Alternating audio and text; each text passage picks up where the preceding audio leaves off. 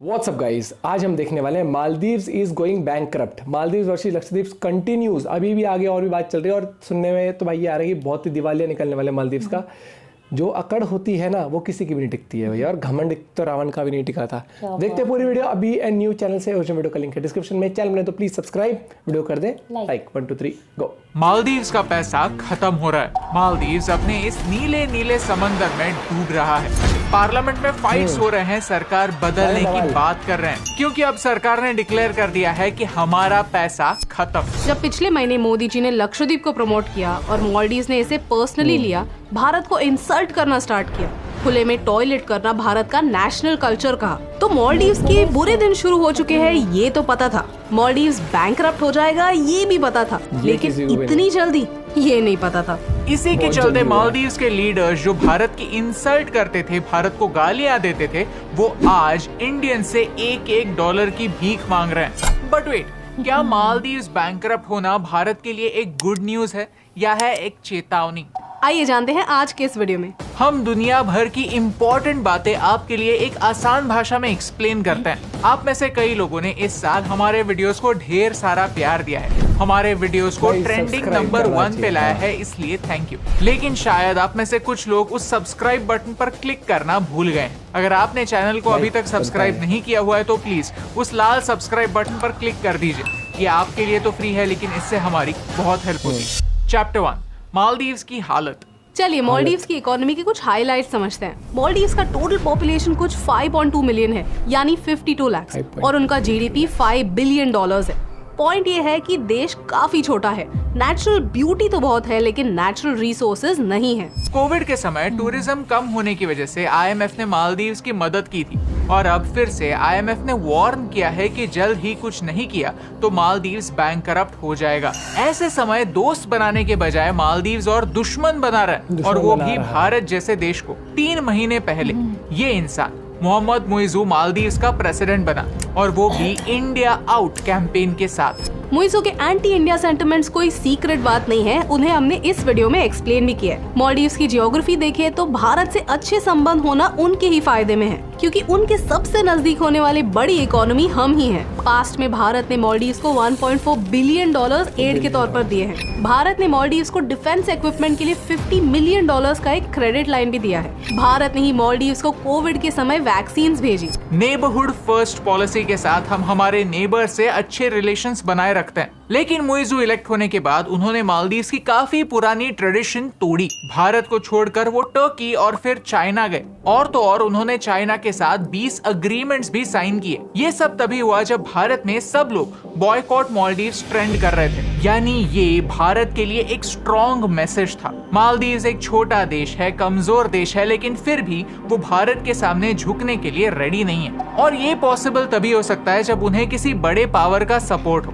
2011 के पहले चाइना और मालदीव्स के बीच कोई रिलेशन नहीं था। 2011 में चाइना ने मालदीव्स में एम्बेसी खोली, और तब से अब तक वो मालदीव्स का सबसे बड़ा दोस्त बन चुका है। लेकिन ये दोस्ती मालदीव्स की नहीं, चाइना के फायदे में है। कैसे? चलिए समझते हैं। Chapter 2, China's master plan. Maldives के ऑफिशियल्स ने हमारे प्राइम मिनिस्टर को एक क्लाउन कहा, और इसके लिए मालदीव्स ने एक भी बार माफी नहीं मांगी है। क्यों?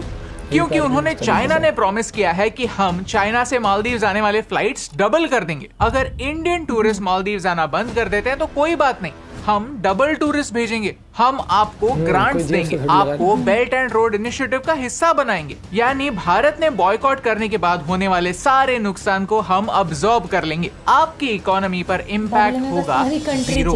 लेकिन कोई भी चीज फ्री में आती नहीं। चाइना मालदीव्स को खरीदना चाहता है, in spite of the fact that Maldives डूबने वाला है, फाइनेंशियली ही नहीं लिटरली भी। साइंटिस्ट कहते हैं कि 2100 यानी इसी सेंचुरी के पहले मालदीव्स कंप्लीटली अंडर वाटर होगा, और ये चाइना के लिए फायदे का सौदा होगा, क्योंकि मालदीव्स धीरे धीरे अपना सारा लैंड चाइना को बेच देगी, और जब मालदीव्स डूब जाता है तो आसपास का समंदर भी चाइना का हो जाएगा। यानी मालदीव्स डूबने के बाद चाइना का असली प्रॉफिट शुरू होगा। ये बात समझने के लिए आपको कोई जियोपॉलिटिक्स एक्सपर्ट होने की जरूरत नहीं है, बस आंखें खोलने की जरूरत है। 1982 में यूनाइटेड नेशंस ने लॉ ऑफ द सी में ये एक्सक्लूसिव इकोनॉमिक जोन्स डिफाइन किए। इन एरियाज पर सॉवरेन राइट उसी पर्टिकुलर देश का होता है। एक देश के एक्सक्लूसिव इकोनॉमिक जोन में वो देश आर्टिफिशियल आइलैंड्स और स्ट्रक्चर्स बना सकता है। मरीन साइंटिफिक रिसर्च कर सकता है और मरीन एनवायरनमेंट प्रिजर्वेशन के लिए स्टेप्स भी ले सकता है। और ये कोई छोटा एरिया नहीं है, ये 200 नॉटिकल माइल्स तक एक्सटेंड होता है। भारत का एक्सक्लूसिव इकोनॉमिक जोन कुछ ऐसा दिखता है, मालदीव्स का एक्सक्लूसिव इकोनॉमिक जोन कुछ ऐसा दिखता है। यानी मालदीव्स रहे या ना रहे,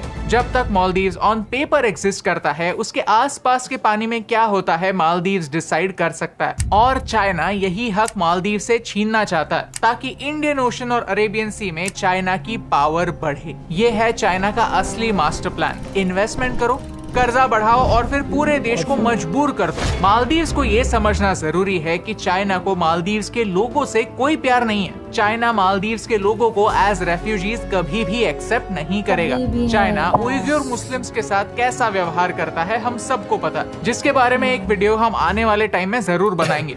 मालदीव्स का जीडीपी कुछ $5 बिलियन का है, लेकिन मालदीव्स पर $3 बिलियन का कर्जा है, जिसमें से वर्ल्ड बैंक कहता है कि मालदीव्स का 42% डेट चाइना से है। This is official debt. आज मुइजू कहता है कि गवर्नमेंट कोई भी डेवलपमेंट प्रोजेक्ट स्टार्ट ही नहीं कर सकती क्योंकि उनके पास पैसा ही नहीं है। यानी कंक्लूजन यही है कि मालदीव्स पर 3 तरफ से फाइनेंशियल बर्डन्स आए हुए हैं। एक, मालदीव्स की इकोनॉमी का 28% टूरिज्म सेक्टर से आता है जो कोविड के बाद सफर कर रहा है। 2, चाइना डेट ट्रैप डिप्लोमेसी में उन्हें फंसा रहा है। और 3, उनके पास खुद का पैसा ना होने के बावजूद वो भारत जैसे पुराने दोस्तों को दुश्मन बना रहा है। चैप्टर 3, भारत की मदद। भारत मालदीव्स की फाइनेंशियली काफी ज्यादा मदद करता आया है। अगर आप देखें तो मालदीव्स के कई एसेंशियल रिक्वायरमेंट्स भारत से ही आते हैं। Majority of fresh food, meat, dairy, vegetables, coffee, sugar, pharmaceutical products and medicines Bharat से ही आते हैं। 2023-24 में भारत ने मालदीव्स को ऑलरेडी 3,878 करोड़ के एक्सपोर्ट्स किए हैं और उसके सामने इंपोर्ट 690 करोड़ रुपीस के हुए हैं, जिसका मेजर हिस्सा एयरक्राफ्ट कंपोनेंट्स है for some weird reason. On a government level Bharat अपने नेबरिंग देशों को अलग अलग प्रोजेक्ट्स फुलफिल करने में मदद करता है। बजट में देखें तो 2022-23 में हमने मालदीव्स को 183 करोड़ दिए थे एज डेवलपमेंट एड। 2023-24 में बजट किया था कि हम मालदीव्स को 400 करोड़ रुपए देंगे, लेकिन अल्टीमेटली हमने उन्हें 770 करोड़ रुपए दिए। अगले साल यानी 2024-25 में हम मालदीव्स को 600 करोड़ रुपए देंगे। एटलीस्ट बजट में तो यही लिखा था। And this is not even counting how much Maldives earns from Indian tourists. Maldives के टोटल टूरिस्ट में से 11% टूरिस्ट तो इंडियंस होते हैं। मालदीव्स में जैसे ही एंटी इंडिया सेंटिमेंट बढ़ता गया, उन्होंने एक के बाद एक स्टेप्स लेना स्टार्ट किया। हाल ही में मालदीव्स ने 186 फॉरेन नेशनल्स को डिपोर्ट किया फॉर कमिटिंग क्राइम्स, जिसमें से 43 नेशनल्स इंडियंस थे। इंटरेस्टिंग बात यह है कि इन डिपोर्टेड लोगों में बांग्लादेशी शामिल है, श्रीलंकन शामिल है, लेकिन एक भी चाइनीज पर्सन शामिल नहीं है। मालदीव्स कहता है कि जो लोग उन्होंने डिपोर्ट किए वो लोग इलीगल बिजनेसेस चला रहे थे। मालदीव्स में ऐसा कोई कानून नहीं है कि रजिस्ट्रार कोई भी बिजनेस बंद कर सकता है अगर फॉरेनर ने वो रजिस्टर किया हो।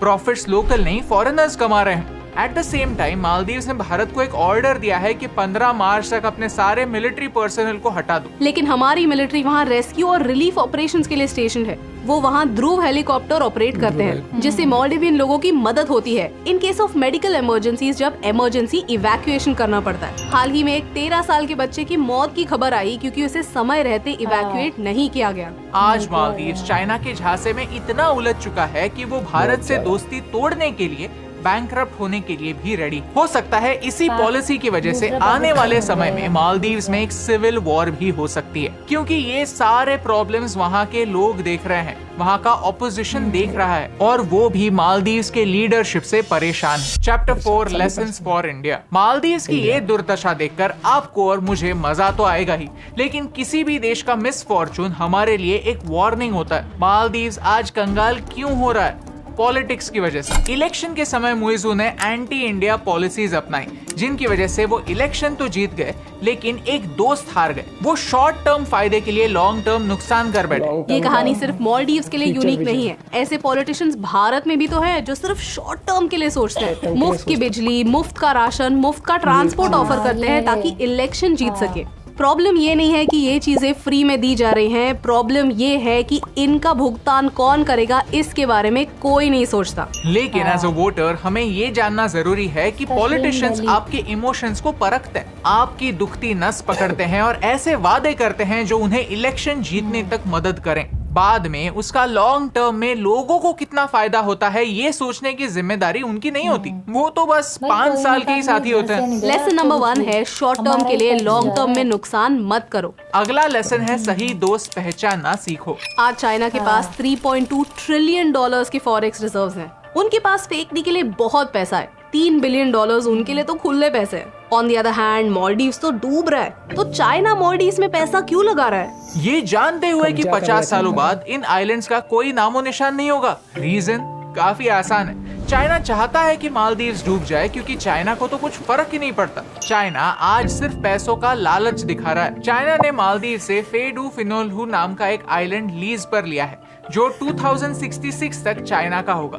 ये आइलैंड भारत से सिर्फ 700 किलोमीटर दूर है और यहाँ चाइना इतनी तेजी से डेवलपमेंट कर रहा है कि इस आइलैंड की साइज अब डबल हो चुकी है। थर्ड लेसन है इमेज के बारे में। आज मालदीव्स में सिविल वॉर होने के चांसेस इसीलिए हैं क्योंकि finance just one of the problems है। उनका सबसे बड़ा प्रॉब्लम तो है इमेज। 2019 में श्रीलंका में ईस्टर संडे बॉम्बिंग्स हुई जिसमें 250 लोगों की जाने गई। इसमें आईसिस का हाथ था जिसकी वजह से फोकस मालदीव्स पर हुआ। मालदीव्स कई सालों से रैडिकल इस्लामिक टेररिज्म को सपोर्ट करता है। मालदीव्स दुनिया में सबसे ज्यादा पर कैपिटा के हिसाब से लोगों को आईसिस भेजता आया है। 2021 में एक आईसिस के ऑपरेटिव कसिम खोरासानी अरेस्ट हुए जिन्होंने कन्फेस किया कि बांग्लादेश और मालदीव्स में आईसिस एक्सपांड कर रहा है। साइबर प्रोपेगेंडा फैला रहा है। पाकिस्तानी ड्रग स्मगलर्स के लिए एक सेफ हेवन बन चुका है। इवन पाकिस्तानी आईएसआई कहती है कि मालदीव्स में लश्कर के लीडर छुपे बैठे हैं और वहां से ऑपरेट करते हैं। 2022 में इंटरनेशनल डे ऑफ योगा के लिए एक मेडिटेशन इवेंट ऑर्गेनाइज हुआ जिसमें 150 प्रोटेस्टर्स घुस गए और वायलेंट हो गए। उनका कहना था कि योगा और मेडिटेशन इस्लाम के प्रिंसिपल्स में नहीं बैठता। याद रहे कि दुनिया भर के 192 देशों में ऐसे ही सिमिलर इवेंट्स ऑर्गेनाइज हो रहे थे जिनमें से 44 इस्लामिक देश थे, लेकिन प्रॉब्लम तो सिर्फ मालदीव्स में हुआ। ओवरऑल जहां आज तक मालदीव्स की इमेज एक हॉलिडे डेस्टिनेशन की थी, वो धीरे धीरे एक रेडिकलाइज देश की हो रही। मालदीव्स पैसों के मामले में बैंकरप्ट हो या ना हो, लेकिन मॉरली बैंकरप्ट जरूर हो चुका है। ये सारे लेसन्स भारत के लिए काफी इंपॉर्टेंट हैं because nothing happens in isolation. आज हम एक इंटरकनेक्टेड दुनिया में रहते हैं। देश के एक कोने में होने वाली बात कब एक इंटरनेशनल न्यूज बन जाती है पता भी नहीं चलता। तो भारत के लिए सबसे बड़ा लेसन यही है कि हमारे एक्शंस मैटर करते हैं, क्योंकि अगर मालदीव्स बैंकरप्ट होता है, अगर मालदीव्स डूब जाता है तो सबसे बड़ा नुकसान भारत का ही होगा, क्योंकि इंटरनेशनल मीडिया और यूएन जैसी ऑर्गेनाइजेशंस हमें ही कहेगी कि अब इन रेफ्यूजीज को ले लो। यानी ऐसे लोग जो ऑलरेडी रेडिकलाइज हो चुके हैं वो भारत नहीं आएंगे। And on the other hand उनके लैंड पर चाइना कब्जा कर लेगा। यानी मालदीव्स के बैंकरप्सी में भी भारत का नुकसान है। अगर आपको इस वीडियो से वैल्यू मिली, कुछ नया सीखने मिला, तो इसे अपने दोस्तों के साथ शेयर कीजिए, क्योंकि कभी कभी लगता है ऐसे ना हमें जैसे बोलते हैं ना अखंड भारत।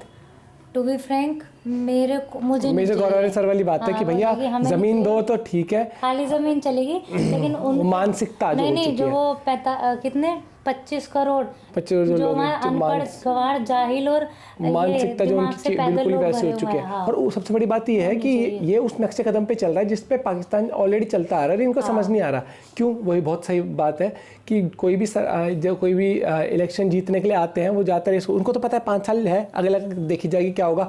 5 साल में हमें लालच दे देते हैं, लेकिन लॉन्ग टर्म में आपको लालच जो देते हैं ना, आपके बच्चों का फ्यूचर खराब कर रहे हैं वो। क्यों? देश कमजोर होगा, देश खोखला हो जाएगा आपको फ्री में देने के चक्कर में। ठीक है, और ये चीज़ नहीं समझते हैं लोग। भाई जरूरतमंद हो तो कोई देख भी लो। इसलिए बता रही हूँ, ठीक है। मान लो आज किसी का बेबी होता है, बेबी हुआ आज किसी का, ठीक है।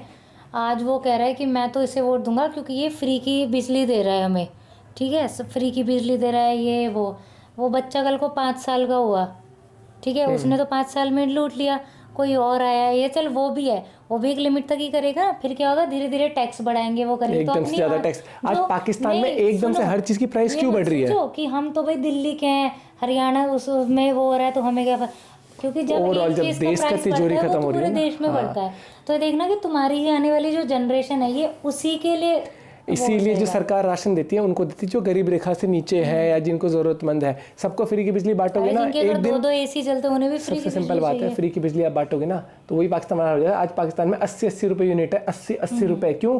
पहले चल रहा था जैसे देश चल रहा था, अब तिजोरी खाली हो गई, चंदा मांग के चाह रहे हैं, उसका कर्जा उतारना है, तो बर्डन किसको लेना है? सरकार कोई आदमी नहीं है, आम आदमी ही सरकार है, उसके पैसे टैक्स से मिलके, तो सारा पैसा मिल के इकट्ठा कर रहे हैं कर्जा उतारने के लिए। आप पे बोझ आएगा, फिर जो आज जो कहते हैं ना, अरे वाह फ्री की बिजली, फिर बोलेंगे और भाई कितना टैक्स भरा जा रहा है। तो ऐसे बेवकूफ नेताओं, मैं मुंह पे बोलूंगा, ऐसे बेवकूफ जो इलेक्शन लड़ते हैं, ऐसे बेवकूफ लोगों से, मंत्रियों से दूर रहो।